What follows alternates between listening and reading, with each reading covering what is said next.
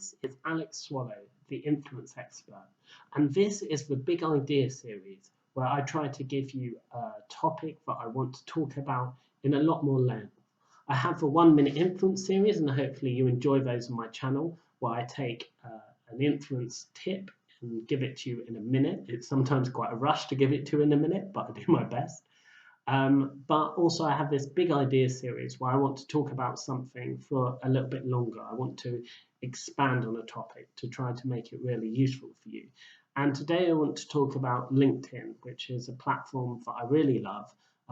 It's something that I think is crucial for building your personal brand, and it's something that has certainly helped me to influence people online.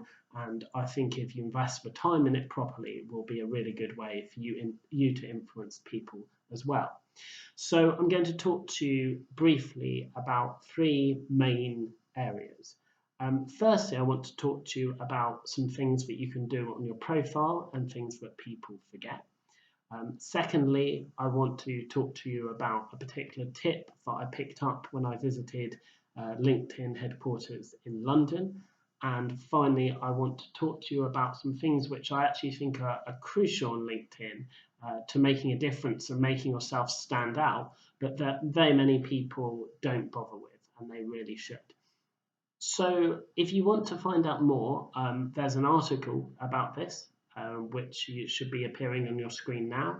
And if you go to my site, the Influence Expert site, you'll be able to check that out. There's 18 separate tips in that will really help you to accelerate the work that you do on LinkedIn. And also, if you're interested, I can coach you using LinkedIn. I have a particular package that I can offer you, which you can find on the store section of my website.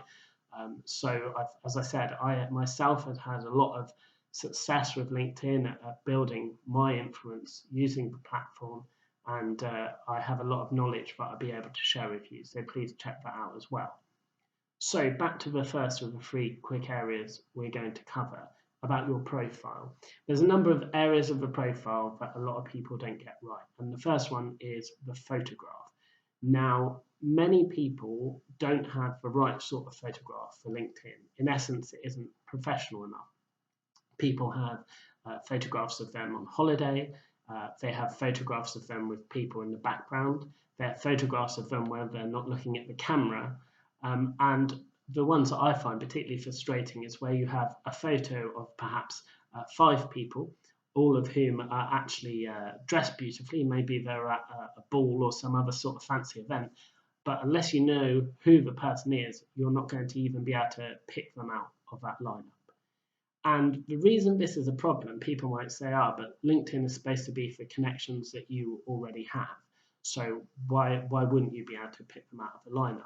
But of course, people are looking for you on LinkedIn, even if they're not connected to you. So if you're going for a meeting with somebody, LinkedIn ranks very highly in Google. And so they'll more than likely be finding your LinkedIn result, your LinkedIn page, if they're looking you up before they meet you. So they'll want to know what you look like. And also, it needs to be a reasonably recent picture of you for the same reasons. You don't want people to, see you and say, oh my goodness, you looked so much younger in your LinkedIn picture. Hopefully they won't be rude enough to do that. So the photo is important. The headline that goes with that photo is also important. So another thing that people do is they just have whatever is their latest job position at the top of their profile. That becomes their headline. The problem with that is sometimes that job description will sound very boring.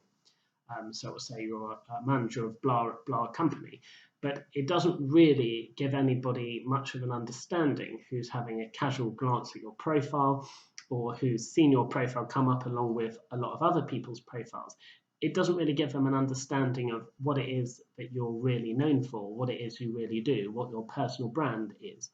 So it's really important if you can find a phrase, a sentence, something that's relevant to you and what you do, and that is a bit more punchy than just listing your job title. If you happen to have a really exciting job title, then of course you can just put that on, but it's at least something you should consider and not go for the default option. Another thing that's really important for your profile is to make sure that you have each section filled out. As if you would for a CV, you can't presume that people are going to know what your job role means. You can't presume that just by knowing your job role, that they're really going to understand what you're achieving in the job role. And considering that people might be looking to recruit you on LinkedIn, that's a real problem. Don't make it difficult for them. You should also make sure that you have every part of your profile filled out. That includes signing up to a few groups, following a few companies, making sure that you have an endorsements section where people can endorse different parts of your skill set, so listing skills that other people can then endorse. It also means that you should ideally try to give and to receive a few recommendations. Recommendations are a really important form of social proof. They show that you can actually do the things that you say you can. Now, there are services when people can actually write fake endorsements on LinkedIn, which is utterly ridiculous. But I think that those fake reviews are going to come across as fake, and it will be very clear the person has no understanding of your work. So try to get some people to write some recommendations for you. Some people might do that spontaneously. Some people will be very happy to do it if you ask them. Try to get recommendations for the most important parts of your profile, for the most important jobs that you've done, and for the things that matter most to you. And also, because LinkedIn should be a collaborative program, try to do the same for them. Try to help them out by writing some recommendations as well. So to move on to the second area, the main tip that I picked up when I went to LinkedIn headquarters in London, well, one of the things that they said, which really stood out, was how important the summary section is, which is another part of your profile that a lot of people neglect. And the reason why the summary is important is because it gives you a chance to really sell yourself, to say what stage you're at in your career, what's going on with your career, and potentially what you're looking for. So you might explain, but I work at this company, my passions are this and this, I'm currently working on this, and in the future I'm looking to move into that. That's important for so many ways. It's a prime piece of real estate on your profile. It's one of the first things that prospective employers will come to. And so it's really important for you to be able to communicate effectively there. If you're not sure how to communicate effectively there, then I can certainly help you with that. So please get in touch. But also just have a look at what other people are doing. Have a look at somebody you admire, perhaps someone in your industry. What is it that they do? What do they write on their summary? How do they make it sound interesting? And how do they make it sound appealing to other people? So I'd say the summary section was the one major tip that I picked up when I went to LinkedIn HQ. And we learned so much about it. It's an incredible place, and as quite a LinkedIn geek, I was very excited to be there. I've been able to go a couple of times now. But the summary section advice really stood out for me because that's something that a lot of people neglect. And that brings me nicely to my final point, which is that there are other areas that I think people really neglect. One of them is that not enough people participate in groups. And groups are a fantastic way to meet like-minded people who share your passions, your interests, and your professional background. They're a chance to offer up advice, help people, and become known as an expert. They're a chance to ask questions and get clarity around things that you're not sure about. They're also a chance to just see the way that other people operate on LinkedIn. What is it that other people do? What seems to be good practice? What are the sort of things that people post that get engagement? So it can actually be quite an interesting form of market research. You could go one stage further and do what I've done, which is actually set up your own groups. I have a number of groups myself, some of which have several thousand members. And doing that enables me to increase my networks, to be seen as an expert in the space that I want to be seen as an expert in. To reach out to other people, to seem collaborative, to seem a curator of information, and also simply to keep my finger on the pulse of some of the most important issues that are happening in the area that I'm concerned with. Another thing that I think, and my final point I really want to make, that a lot of people don't do, is that a lot of people don't use the publish function on LinkedIn. As well as being able to publish updates on LinkedIn, you can publish posts.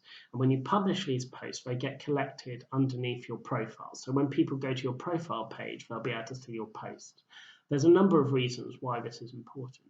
Firstly, it's a fantastic opportunity for you to demonstrate your expertise in a particular subject. You can show that you can write properly about that subject, and in fact, you can demonstrate that you're a person who can write properly in general. The second reason it's important, and you should add tags to your articles in order to help LinkedIn to help you to do this. But the other reason it's important is that the post can get shared with people outside of your networks. So that if people are interested in a particular topic and you write an article about it, there's a chance that LinkedIn will show it to them. And even more than that, if somebody in your network shares your article, then people in their network will be able to see that article. So you're potentially getting your thoughts and your profile in front of all sorts of people who you yourself aren't connected to. The other reason why I think it's really a good idea to put things on LinkedIn, to publish things on LinkedIn, is because you can simply repurpose blogs from other places. So you should always make sure that they're relevant and of interest to your LinkedIn audience. And sometimes you should think about writing native content for LinkedIn, which is exclusive to LinkedIn or which is first on LinkedIn. But it's a really good way to repurpose content. Essentially, you have this fantastic blogging platform that you haven't had to do anything for, which has a really simple, nice format, and which helps your personal brand immensely. So I would say look into the publishing function on LinkedIn. That's a really good tip. So we've covered a bit about how to improve your profile, a tip I picked up when I went along to the LinkedIn offices, and now some things that a lot of people miss, but I think really make you stand out on the platform. I hope that was useful to you. Please go to my website, and I'm putting the article up again now if you'd like to check out the article. It has a lot of the things I've covered and more. And also, please subscribe to my channel if you want to hear more videos about topics like this, where I help you to grow your influence to increase the impact that you have on the world. Thank you for your time.